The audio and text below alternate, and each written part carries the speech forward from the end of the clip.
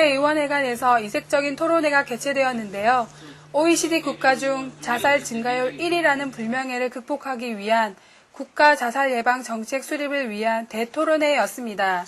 사회 각계각층의 전문가들이 참석한 가운데 다양한 의견 개진과 외국의 사례들을 살펴보고 자살 방지를 위한 방안 등에 대해서 심도 있는 논의가 있었습니다.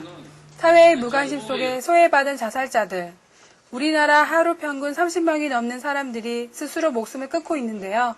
이는 교통사고 사망자의 2배에 달하는 심각한 문제입니다. 최근 더 가속화되고 있는 노령화와 양극화 문제로 노인과 청소년의 자살 증가율이 눈에 띄게 급증하였는데요. 이는 자살이 더 이상 단순한 개인적인 차원을 넘어 사회 정책의 뒷받침과 범정부적인 차원의 대책 마련이 중요한 듯합니다. 또한 자살 방지 및 예방을 위한 민간에 연계된 문화, 행정의 지원과 상담 등 다각적인 대책과 프로그램 마련이 절실한 상황입니다. 삶의 의지와 중요성을 부각시킨 영화 A Beautiful Day의 장은필 감독의 얘기입니다.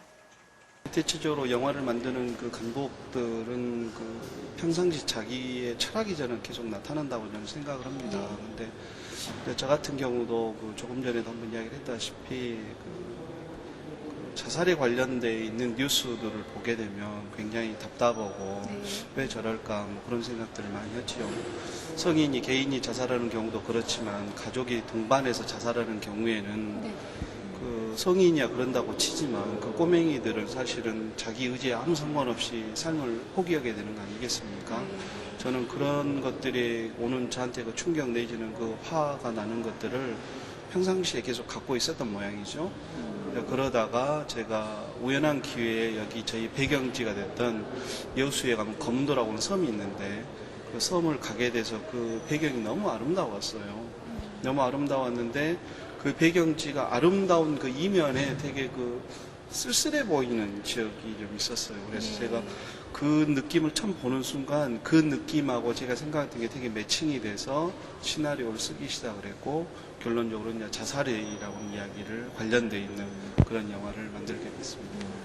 저희가 할 수 있는 것은 문화적 매개체라고 하는 거이기 때문에 저는 이 매개체를 통해서 이 자살이라고 하는 걸 하면 되지 않는다라는 측면에서는 계기점을 마련을 하는 정도에 저는 불과하다고 생각을 합니다. 아마 거기에 대안이나 거기에 방법들은 좀 더 전문가들이 아마 거기에 대한 토론회 이런 형식들을 취해서 아마 답을 저는 얻어낼 것이라고 생각하고요.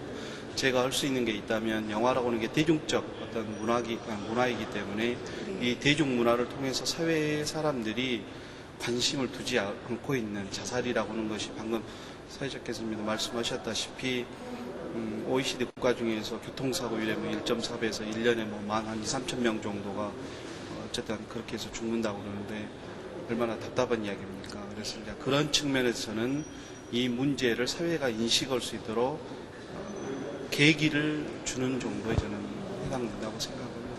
아마 이제 사람들이 보고 관심이 좀 많아지면 여러 가지 이야기가 나오지 않겠습니까?